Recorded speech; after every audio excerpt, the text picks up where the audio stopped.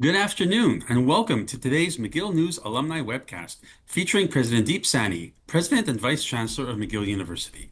My name is Derek Cassoff. I am the Managing Director of Communications at McGill's Office of University Advancement, and it's Monday, November 10th, 2025. It has been nearly a year since President Sani last joined us on this platform, and given the remarkable developments at McGill and within the broader landscape of higher education, this felt like a timely opportunity to welcome him back to reflect on these changes and to hear his vision for McGill's future.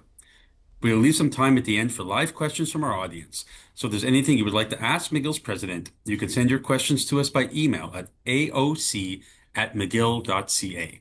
So, President Sani, welcome back. It's so great to see you again. Thank you, Derek. It's a pleasure to be here. Great. So let's begin perhaps by talking about the four priorities you've recently laid out for McGill University, which are to transform McGill, including its teaching and research enterprise, to expand global partnerships, presence, and influence, to engage meaningfully with Quebec society, and to foster a unified and inclusive campus community. Let's begin with the theme of teaching and research. I suppose we might take for granted that universities are constantly evolving in their approach to teaching and research in order to remain relevant in the modern world and aligned with the job market of the day. So, can you speak to how McGill is adapting its teaching methods to meet the needs of today's students and tomorrow's workforce?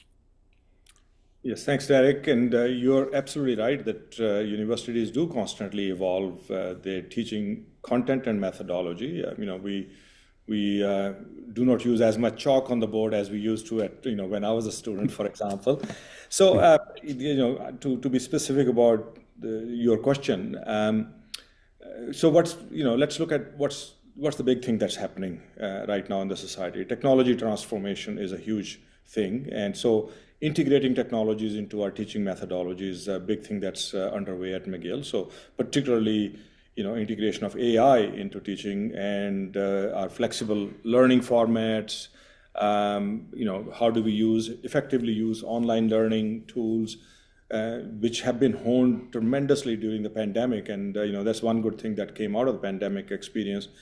Other things in terms of content, if you ask students today, interdisciplinary learning opportunities, experiential learning are two big things that students would cite as part of their experience. Global experience is another one. So we are looking at all of those. How do we integrate those into our teaching and learning?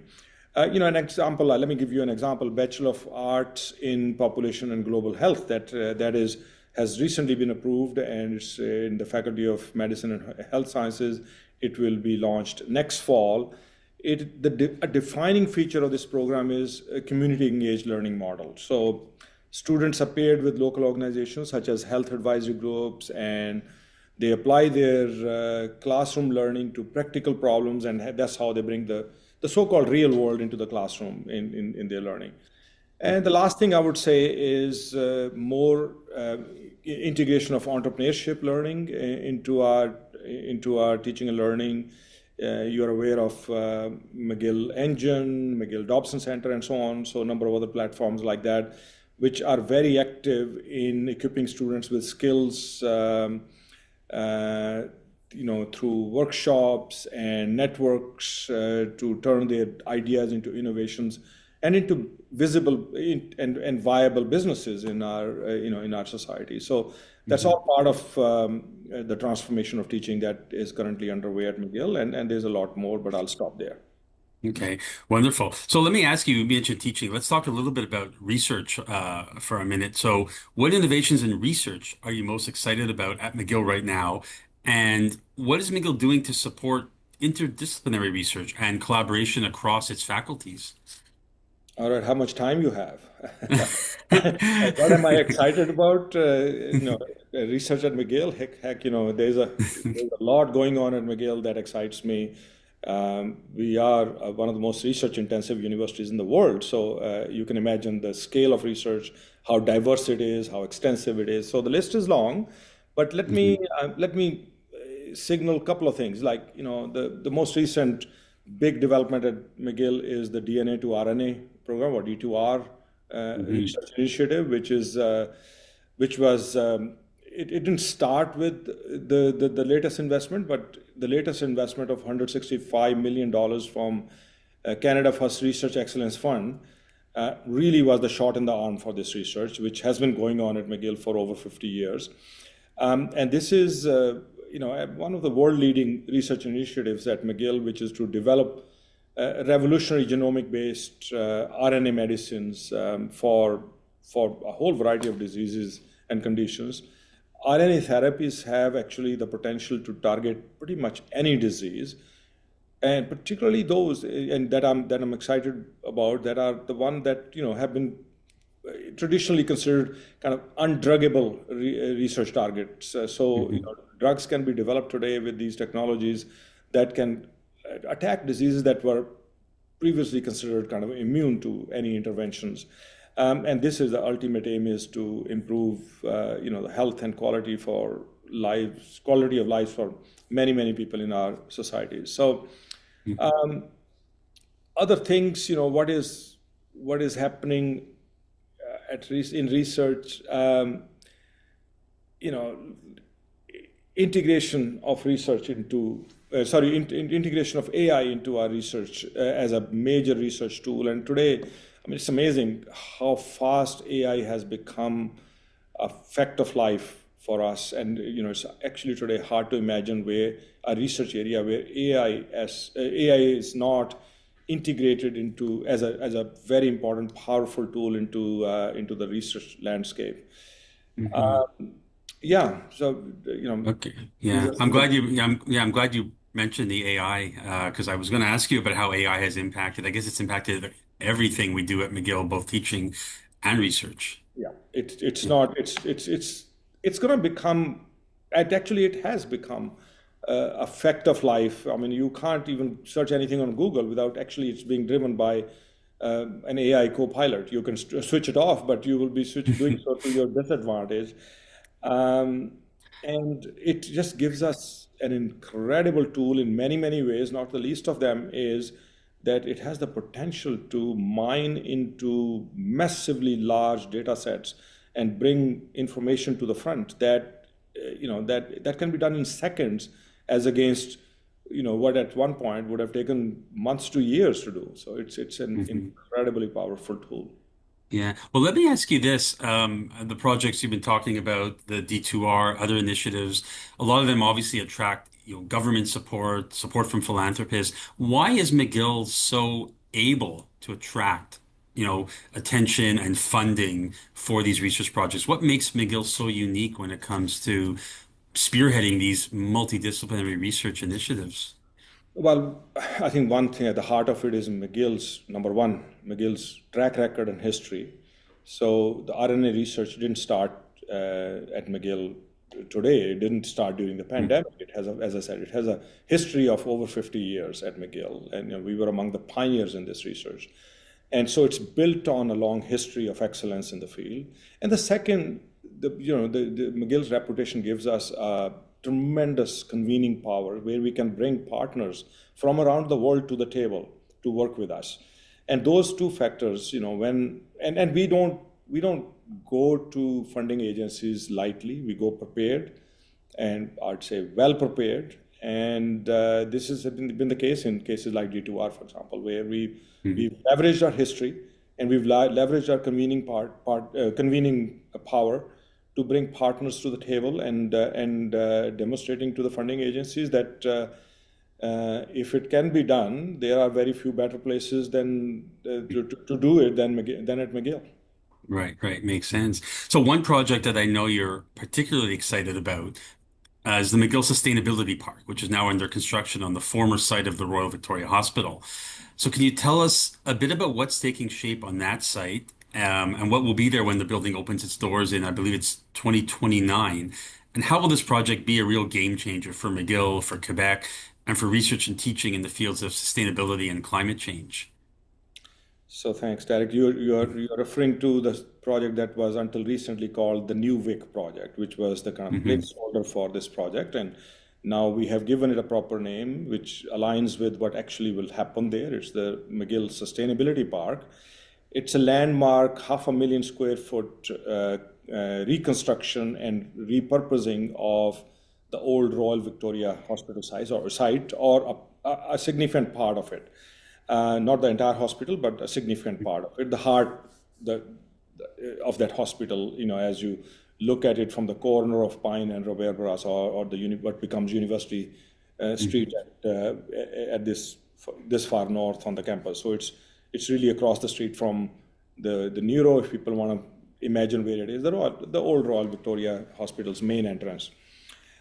So the idea is this is jointly funded by Quebec government and McGill, and increasingly donors are stepping up to commit money to it as well.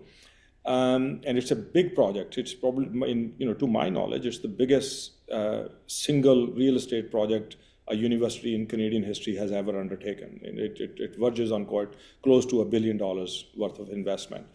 But more than the size and the cost of it, what is exciting in this place is, number one, first thing, it preserved the architectural beauty of the old Royal Victoria Hospital facade. And so it will look very much like it used to, but it will be completely refurbished. And its aim is to focus on sustainability, and I would hasten to say sustainability writ large. So it will have classrooms, laboratories, co-working spaces, and collision spaces, and so on, to attract talent locally, nationally, and globally, to advance various aspects of sustainability, from environmental sustainability, biodiversity, climate change, to new materials, new forms of energy, new forms of storing energy, new methods of storing energy and delivering it. Sustainable democracy, let's talk about, how does that mesh with sustainable economies and so on. So sustainability in a very broad sense sustainability of healthcare systems. So you name it, and we are going to focus on sustainability from all angles, and we can do that because at McGill we have the number of researchers that are focused on sustainability in one way or the other verges on about 200. And this is the principal investigator. So we have a large bench strength in the area where we can actually take a global lead if we provide the right kind of facilities. And this facility is about bringing people together in interdisciplinary models where they leave their silos behind and they converge in this site to address a problem from multiple angles. Let's look at, say, climate change and sustainability problems, where you could have engineers, basic scientists, where you could have social scientists and humanists working together to come up with new technologies, but also the methods of adopting those new technologies, and the policy framework that may be needed to launch such technologies and so on. So that's what it's all about. It's a physical and intellectual commons of McGill that I hope would become the kind of bellwether for the kind of research that would happen in our universities, starting with McGill. Great. So I guess if you're a graduate of more than 20 years out, or perhaps even 5 years out, you may not recognize the McGill of today from a teaching and research landscape. It's changed so much. Well, I won't say you won't recognize it. I think McGill will always remain recognizable. Right. But there would be new features of McGill that I think our alumni would be very proud of, whether they graduated 5 years ago or 50 years ago. Okay. So let me rephrase that. McGill is certainly not resting on its laurels. That's right. We definitely not. Okay. So let's turn our attention to another one of your priorities, and that's McGill on the global stage. And you've talked a lot about expanding McGill's role and influence on the world stage. In fact, I heard a recent interview with a prominent Quebec businessman who said that there are three Quebec brands that resonate powerfully all over the world. And those are Céline Dion, Cirque du Soleil, and McGill University. So there you go. So how does this... I would agree with this businessman, but I would change the order. Oh, okay. All right. So I'm curious, how does this notion of McGill Global fit into your vision for the university, and what concrete steps is the university taking to enhance its reputation and footprint on the global stage? So, Derek, McGill has been global for a long time. It's global is in its inception, and we've had global collaborations for a long time. We have had students coming from around the world to study at McGill and then go on to be alumni all around the world. Our alumni live in something like 187 countries around the world, 350 strong, 350,000 strong roughly. So global is in our nature, but as we enter our third century, as we are paying attention to the changing geopolitics and the nature of international education, we are reconceiving how McGill is going to participate in that. And the two things figure prominently among them. Number one, the problems that the world faces today are immense and they're complex, and they can't be addressed by one institution, or even I would go so far as to say even one country. We need global collaboration to solve problems of, for example, climate change is an example. I mean, there's probably no other example more topical than climate change to make that point. Mm-hmm. And as I spoke about the convening power of McGill, so we have that power. With that comes the responsibility to step up and convene on the global stage. So that's part of McGill's global aspirations. How can we play a bigger, greater, deeper role on the global stage to use McGill's capabilities to focus on those big problems that need to be solved? In that vein, I have recently appointed a new Vice President Global Engagement, Professor Anya Geitman, who is taking the lead to make McGill more strategic, take a more consolidated approach to our international engagement and activities, and be much more purposeful and focused on this.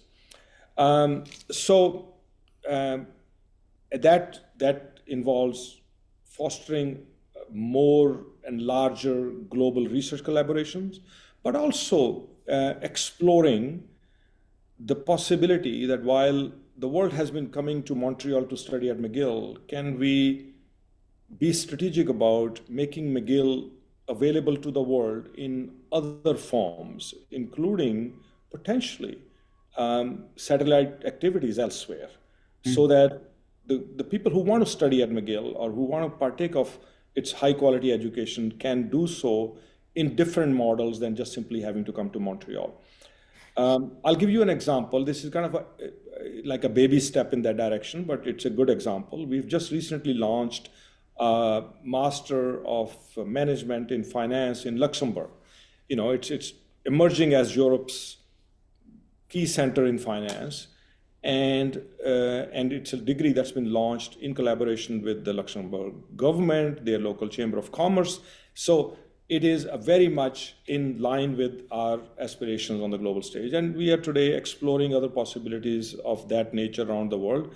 This is, as I said, this is a smaller embryonic activity, but we are looking at doing bigger things, and I'd say to our listeners, please stay tuned. Okay. Are there any, you mentioned sort of the idea of sort of exporting McGill's education elsewhere. Are there any particular regions or geographies of the world that you're prepared to mention at this point, or is it still a work in progress? Well, we are exploring broadly. We are exploring in Europe, in the Middle East, in Asia. We would even consider exploring here in Canada if the right opportunity came. There is a very interesting situation in Canada, and it's not unique in Canada. I saw it in Australia, I see it in the United States, that we go around collaborating around the world, but we don't collaborate as much at home. And maybe there is an opportunity for us to even think about that at home. Let me give you a couple of examples of some of the things that are happening. For example, we have recently launched a project. It's called Incombom Collaborative with the Ghana and other African countries. It is funded by MasterCard Foundation with a very large financial investment over the next 10 years to help build capacity, working collaboratively with African countries, and leveraging McGill's know-how, but also leveraging their local know-how, and in a two-way exchange to build capacity in research and education and entrepreneurship in those countries by training literally thousands of young people in those countries.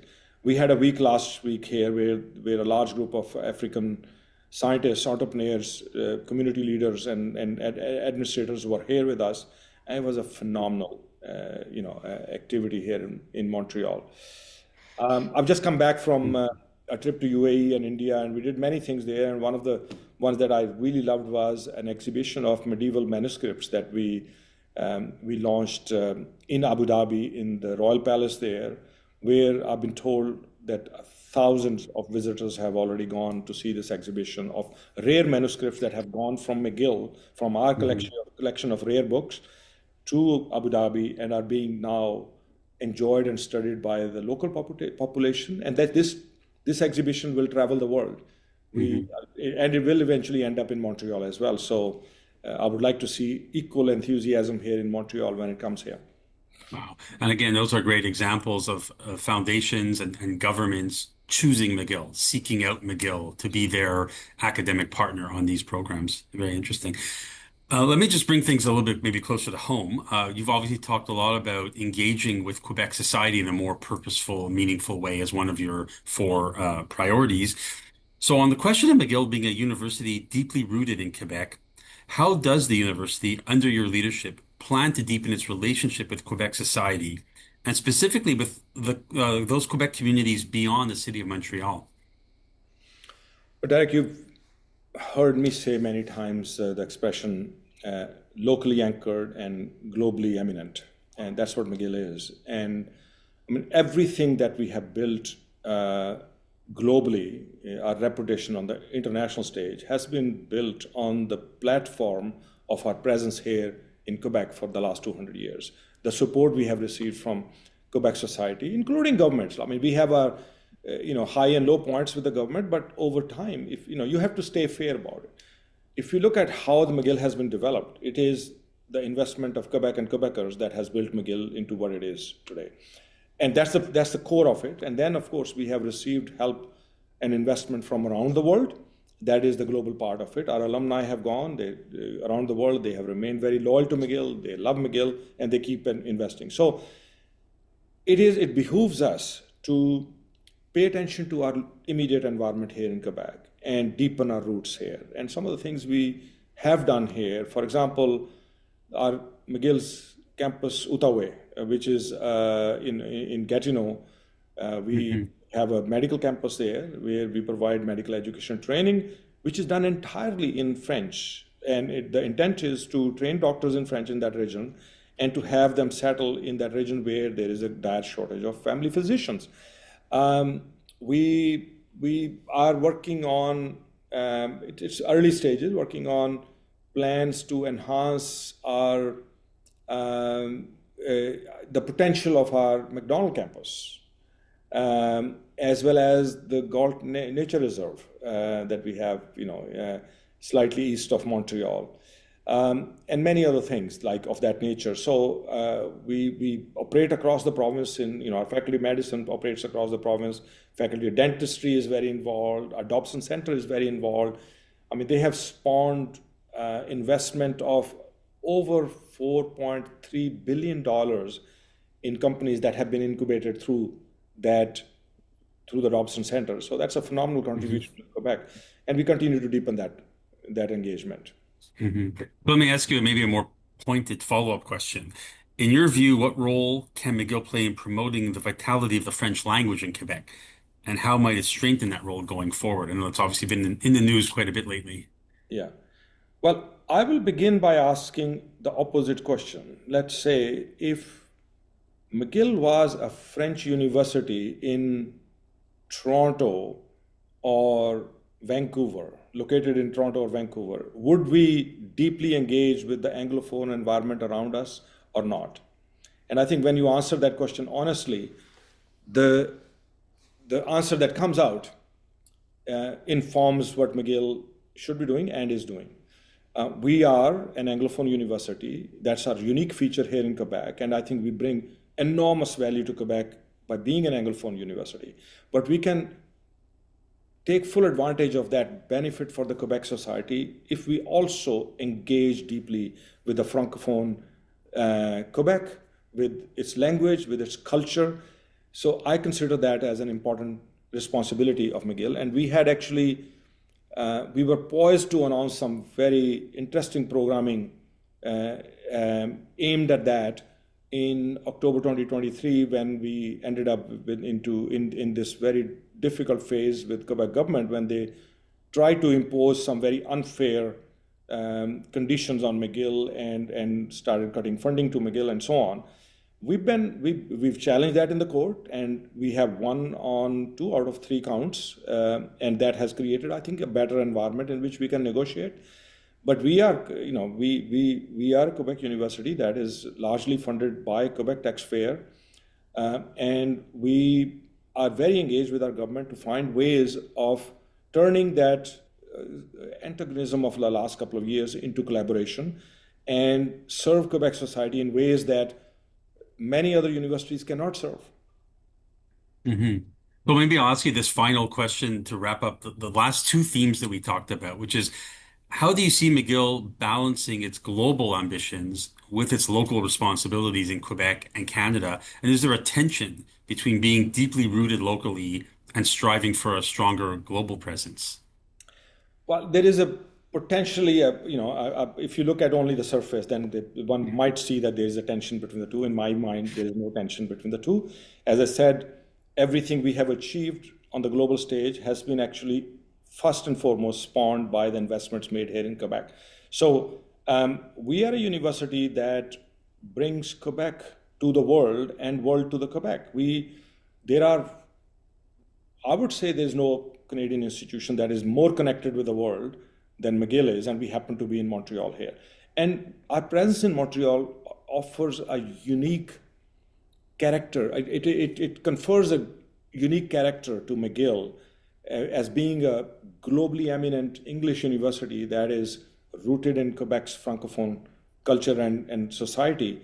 And by bringing the two together, we actually are not creating a tension, we are creating a synergy that I believe would benefit both the society and McGill as an institution. Mm-hmm. Wow, it sounds like we're in the same league as Céline Dion and Cirque du Soleil, the way you explained it. Well, I would say they are in the same league as us. Okay, there you go. Right, I got to fix the order around. So let me move on to the 4th element of your vision, which is anchored in fostering a unified and inclusive campus environment, one that is safe and secure and that embraces tolerance and inclusion. You've described in the past, in fact, I think a year ago on the same screen, universities as being modern town squares, places that must continue to enable and support the peaceful exchange of diverse views and ideas. Yet over the first few years of your presidency, we have seen that ideal put to the test, especially amid recent geopolitical tensions.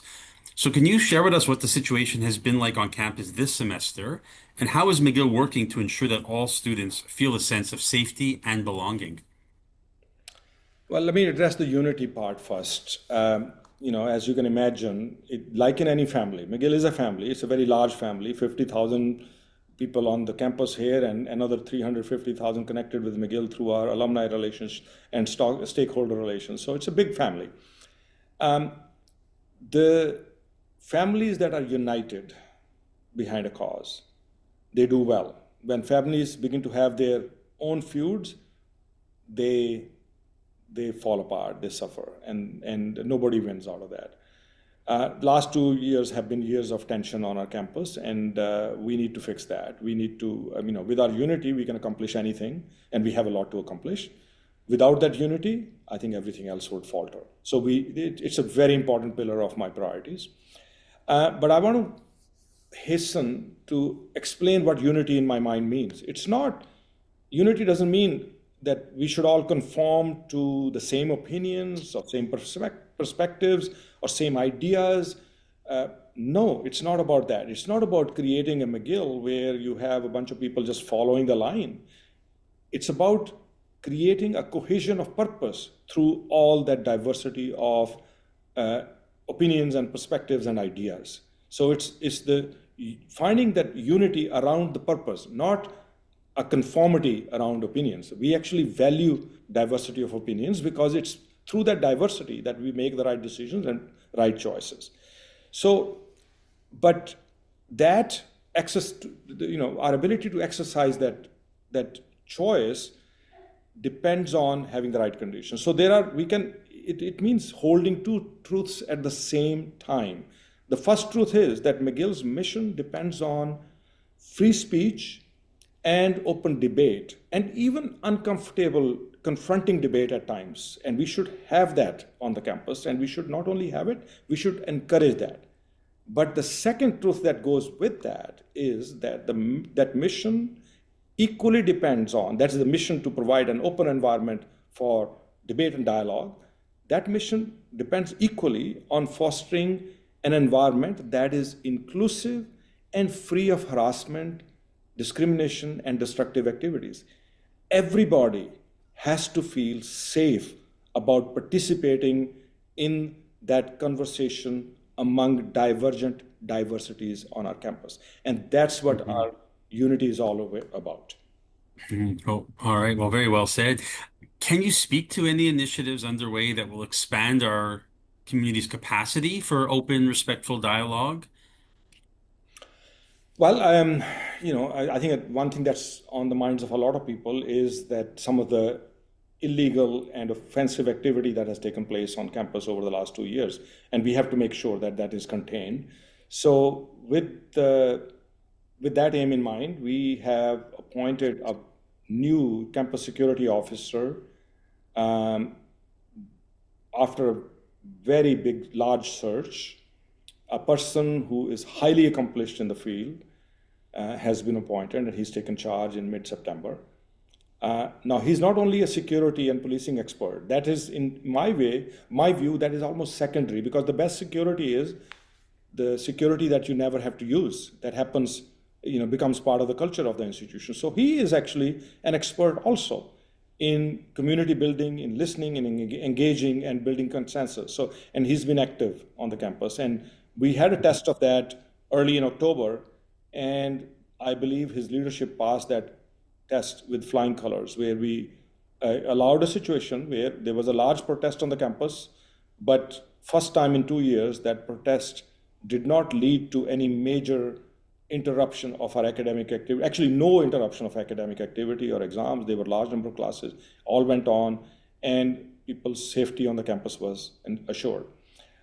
We have now a new agreement with our student society of McGill, and we're working in a spirit of collaboration to foster this environment. We are currently involved in the revision of a student code of conduct to provide better environment for us to initiate disciplinary procedures when they're needed, but more importantly, to avoid having to do that, because by fostering better behavior by student population of McGill and so on. I could go on, but those are some examples. Right. And as a result, I believe the campus has been much quieter, calmer, more safer for sure this semester. Yes, I agree with you, with my fingers crossed. Okay, great. So I do have another one or two more questions I prepared for you, but I think given the time, let's move on to some of the questions that are coming in from alumni. We have just under half an hour left. If you're watching us live and you would like to send a question in to President Saini, you can email us at aoc@mcgill.ca. I should mention that we've received a fair number of questions, both before the broadcast as well as while we've been on the air, so we won't be able to get to all of them. But let me start with actually, this one that just came in, I really like this one. As a parent of a university student and a CJEP student, this one really struck me. It came from Pat Butler. And the question is, how does McGill ensure that students are actually learning, all caps, and not just using AI for assignments? Well, that's a very important question. Look, listen, AI is a tool just like the calculator was a tool. So I think that's something I could go back much farther into the past, but let me start with the calculator, because we all lived, many of us have gone through that transition where we went from doing math with our hand and with a paper and pencil to using calculators. And the calculator did not kill the math skills. In fact, it became an enhancing tool. Used right in the right way, AI can actually become that enhancement tool for learning. It means that the teachers and the teaching methods have to evolve. I have often likened, the teacher of my times when I entered the university about a couple of hundred years ago. The teacher used to be the fountain of knowledge around which we sat and we drank from that fountain and got all our knowledge from there.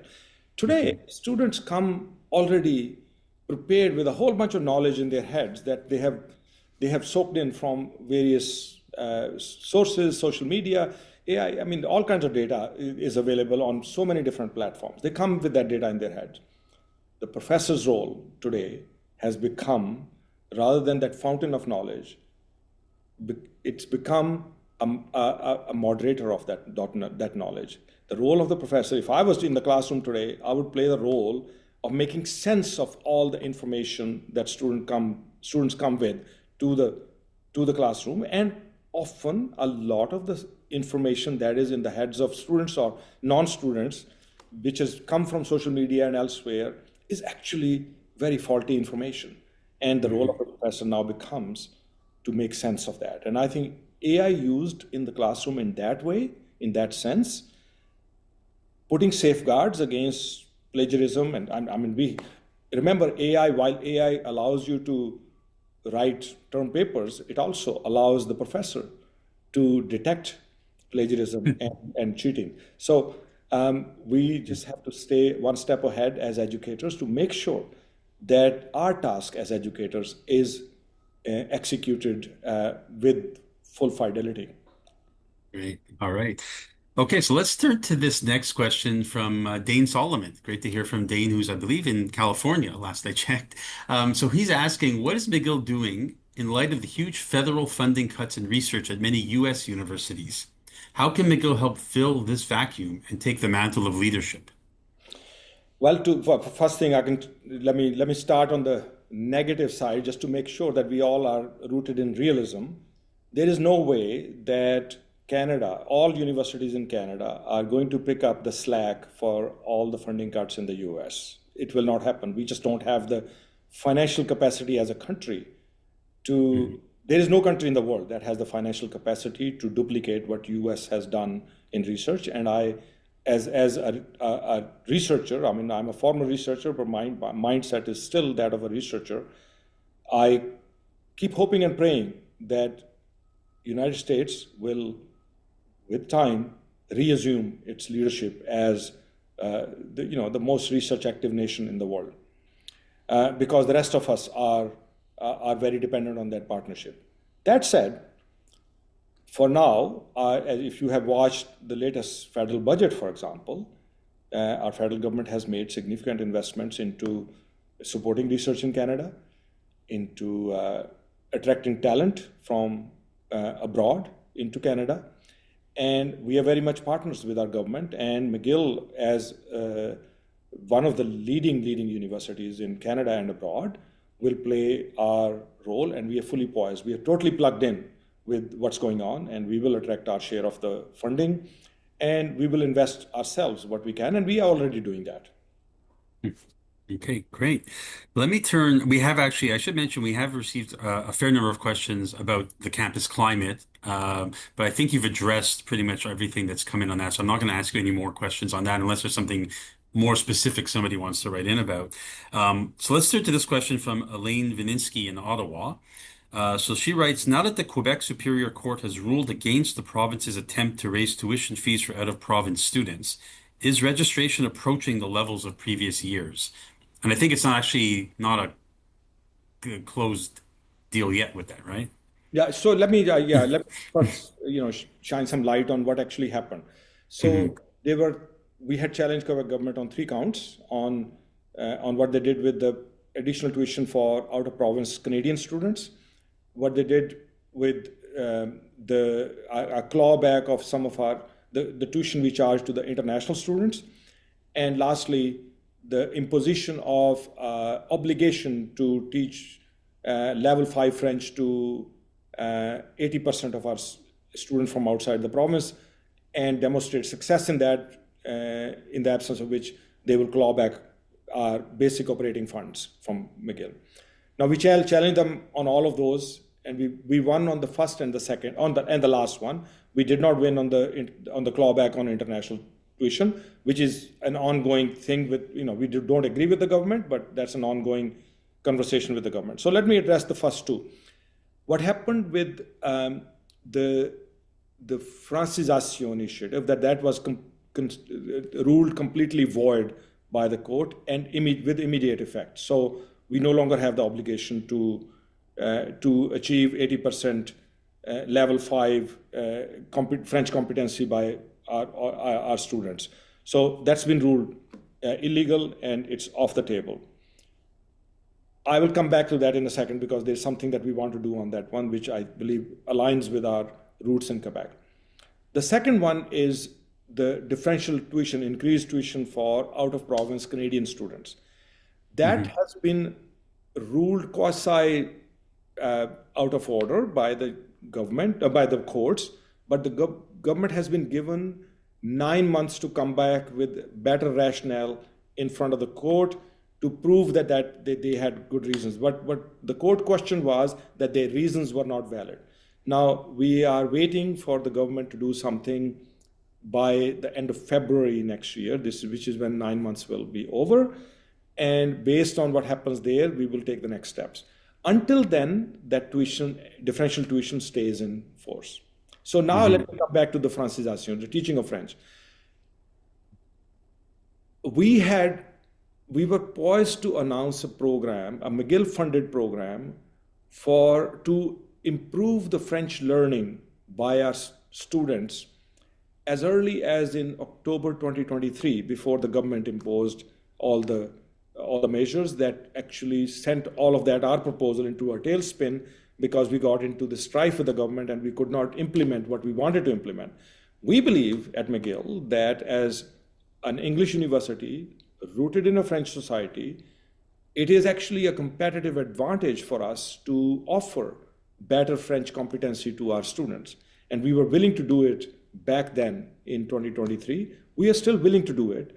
And now that that cloud of a legal challenge has been lifted, we are in conversations with our government to see how government can fund McGill to be able to do that. We can no longer fund it ourselves because government has clawed back so much funding from McGill that we don't have the financial ability to do it, but we are still committed to doing that. But we committed to doing it our way, not in a way that is imposed by somebody else on us, because we do believe that as good citizens of Quebec, we need to do that.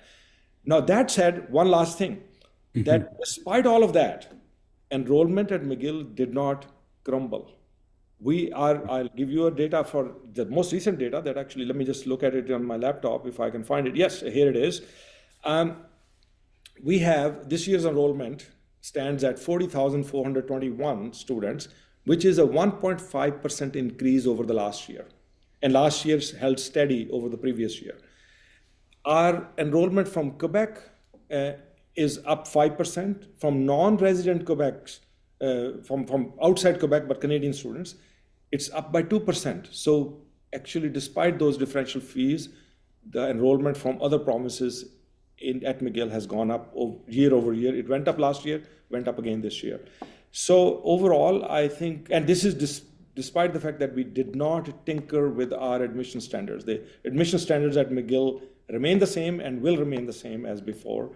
And I'm very proud to say that we have actually, this is a tribute to McGill's reputation that the enrollment has not only held steady, it actually has gone up a little. Okay, great. So let me ask you this next question because there's one aspect you didn't address there. This question came in from Dennis Caro, and he was asking, how will the coming restrictions on international students, which I believe are federally imposed, how will that affect McGill? I was expecting that question. That's why I had that on international. So international, it's a very complex situation. The quota that the government of Canada and then managed by Quebec government gave McGill is sufficient for us to remain at the same level where we were in our international students. So it's around 30% international. So we are still very close to it. We saw a very light decline last year, but that decline at McGill was among the smallest among Quebec universities. There are 19 universities in Quebec, predominantly French, In fact, French universities suffered a much, much bigger decline, some of them as much as 40% decline in their international enrollment. And that is more related to the reputational shift. Because of all the massive policy changes that Canadian government has gone through over the last couple of years, particularly last year, and then the bad publicity that Quebec got in that, I believe that's my conclusion that application numbers to Quebec universities declined more sharply than to universities. They declined across Canada because I think Canadian reputation is suffering, but they declined more sharply in Quebec universities and particularly in French universities. So I think that is a bit of a wake-up call to our country and our province, and I am pleased to see that there's some fixing going on there. Recent budget has announced some measures like freeing up graduate students from those restrictions. I think that's a great measure, and we are looking forward to more, loosening of restrictions on international students for Canadian universities. Okay, so we just got a follow-up question. It must have been in response to this from one of our alums in Chicago, Vita Land, who's asking if there are any current restrictions by the Quebec government on students entering McGill from other Canadian provinces, the US, or the wider world. No It's not. specific restrictions. We have certain number of quotas of Quebec students that we have to fill. So Mhm. by the end of next year, we have to demonstrate that 55% of students at McGill, undergraduate students, are from Quebec, and and that means only 45% of can be from outside Quebec, which means if we admit a student from outside, we have to find a student from inside Quebec to keep that ratio intact. And we work very carefully on maintaining that ratio. And so, but there are no specific restrictions on either students coming from outside Quebec, Canadian students coming from outside Quebec, or students coming from abroad, whether they're Canadian or non-Canadian. Okay, great. Thank you for clearing that up. We received a couple of questions from Paul Fraser on the subject of McGill's economic impact. So he's asking, when will McGill prepare a publicly available economic impact report with respect to its contributions to the Montreal economy? And secondly, has the president requested a meeting with the mayor-elect of Montreal to discuss the key elements of its contributions to the city's economy? Yeah. Well, on Paul, on the first one, we have an old study on McGill's economic impact, which is now a bit dated. So we've been actually talking about that. It's time to renew that, and we will be embarking on such a study before long. We have discussion underway. It's just a matter of getting to it and being able to fund it. And the second is a meeting with the mayor. Absolutely, I had written to her the day she was elected, and there's a request in front of her office for me to meet with her, and I will be meeting with her often, as I did with the previous mayor. We maintain very close contact with our local, provincial, and federal government. Okay, great. Another question that came in, this one came from Rob Picard in British Columbia. It's a bit loaded, I guess, but I'll ask it. Has the university board given any serious thought to relocating McGill's main campus outside of the province of Quebec? Wow, that is a loaded question. Well, listen, but I would say that this is not the first time that question has been asked. It's been asked many times, but I'll just simply say that we are a university that is deeply rooted in Quebec. Part of what makes McGill is its location in Montreal. I think that what we often see as tension actually gives McGill a very special character, and we have no plans to alter that character. But that doesn't mean we cannot operate outside Quebec. And as I said early on in my presentation and in my answer to the questions that Derek, you asked, we are exploring possibilities around the world and in Canada. And please stay tuned. I don't think our ability to operate outside Quebec is in any way is in conflict or should be in conflict with our ability to and our desire to remain rooted in Quebec. Mhm. Okay. Here's one from Bill Turney, the former mayor of St. Anne de Bellevue. I remember Bill from way back when I was a young cub reporter out in the West Island. He's asking, what does the future hold for McGill on your St. Anne de Bellevue campus? Attorney, thank you very much for being interested, and we need a much closer collaboration and partnership with the municipality there in St. Anne de Bellevue. We have, as I said earlier, We are working on some ambitious plans for that campus. I think that is, in many ways, in terms of physical development, that is the future of McGill, because here in downtown, we are landlocked and the space is limited. If we are ever going to expand, which could happen, I think St. Anne de Bellevue is the right location for us to do it, as well as there are some unique things we can do there. And so we are, at this point, we have a study underway looking at the future of that campus. And I would dearly love to have a tighter partnership with the local government and local community so that we can bring that, our ambitions to full fruition working with the community. And if you can play a role in that, I would welcome that very much. Okay, great. Question from Nicole Piggott.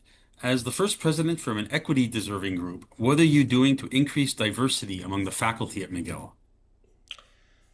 Well, the first thing, let me just come out and say that I may be the first person from equity seeking background, or as you put it.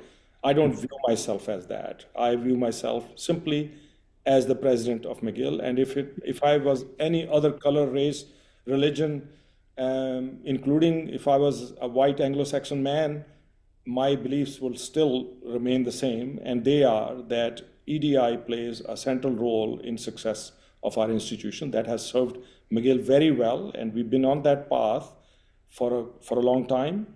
And we continue to be very committed to equity, diversity, and inclusion. And that's despite that, in contrast, there are some instances where institutions and organizations have been walking back from their EDI programs. We have no intention to do that. We remain committed. It has served McGill very well. And we see that EDI as very much a part of McGill's commitment to excellence. Excellence anywhere we can find it, regardless of your background or circumstances.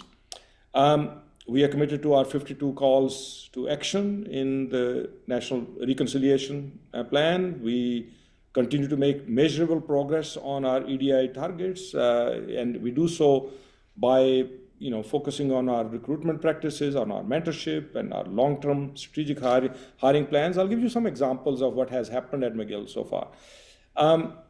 28% of our tenured faculty, full professors, not just tenured faculty, tenured full professors today are women. And that exceeds the target we had set ourselves for 2022. So we are well above that target. The target for 22 was 25%. We have 21 indigenous tenure track and tenured professors, and that puts us exactly where we need to be in our progress towards our 2032 target of 35 professors by that time.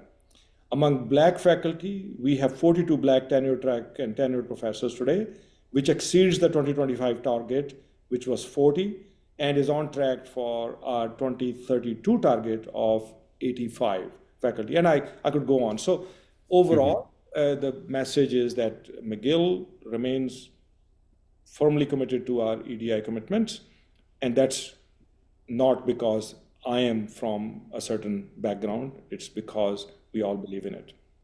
Okay, great. We're running out of time, but I'm just trying to get to one or two more questions before I have one final one for you, Professor Saini. This one came from Vicky Shemi. So she's saying, in light of the recent laws by the Quebec government towards doctors, I'm assuming she's referring to the infamous Bill 2, does McGill have any plans to alter its medical courses? That might be a bit niche as a question, but is there anything you want to say or can say about the tension between the doctors in this province, the government, and perhaps McGill's role in all of this?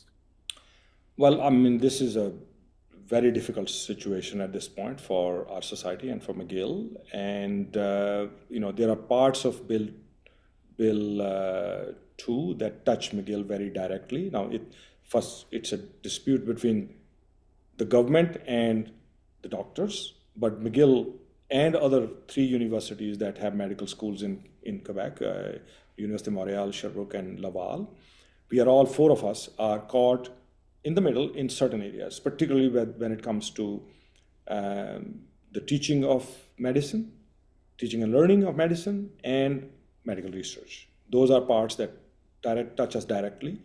We are working together with other 3 institutions. 4 of us are together in this, and we are constantly in touch with the government. We have conveyed our position to the government that this is very important for us. This is important for the health and continuation of medical education in Quebec. Good thing is that things have relaxed a little bit, and classes have now resumed. And at McGill, at least, despite all the stress around this issue, I am proud of our faculty and teaching staff for their dedication during this very difficult time that they are continuing to provide the education to our med students. And I also want to acknowledge the resiliency of our medical student community, that they have been phenomenal during this very, very difficult period. I can't even imagine what it's like to be a teacher in that situation and a learner in that situation. But my my hat is off to these students and these faculty and staff for continuing to do what they are supposed to do in our environment. Mm-hmm. Now, as I said, along with our counterparts, with my counterparts from other universities, we have expressed public concerns about the situation. We have been urging the government and all parties involved to remain at the table and find solutions that are equitable, and we will continue to advocate for that. Okay, all right. Well, thank you for clarifying McGill's position on that. So we're just about out of time. I know there's so many more questions that we unfortunately were not able to get to, but maybe I'll end with one final question to you, Professor Saini, and give you a sort of final chance to close the circle, close the loop on your priorities. And that's, as the university community rallies around your four priorities to advance McGill's future over the next 5 years, what does success look like to you? And how can alumni play a meaningful role in helping McGill achieve these priorities?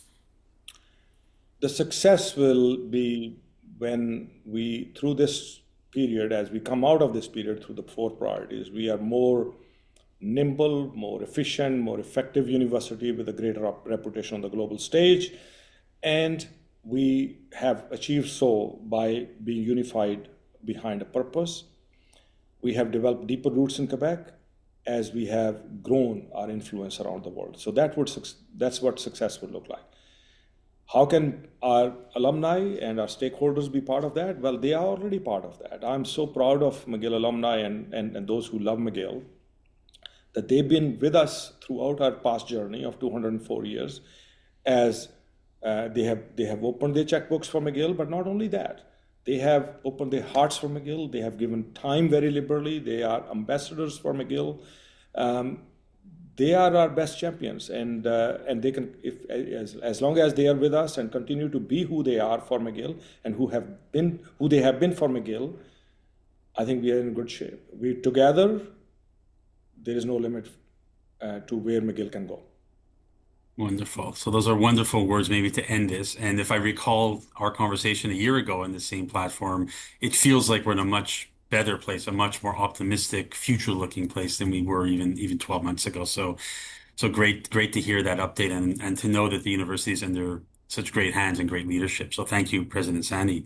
That does wrap up the time we have today. But before we bring this conversation to a close, I would like to remind our viewers that this video will be available at this very same link soon after our recording ends. So do feel free to share it with others who may not have been able to tune in live.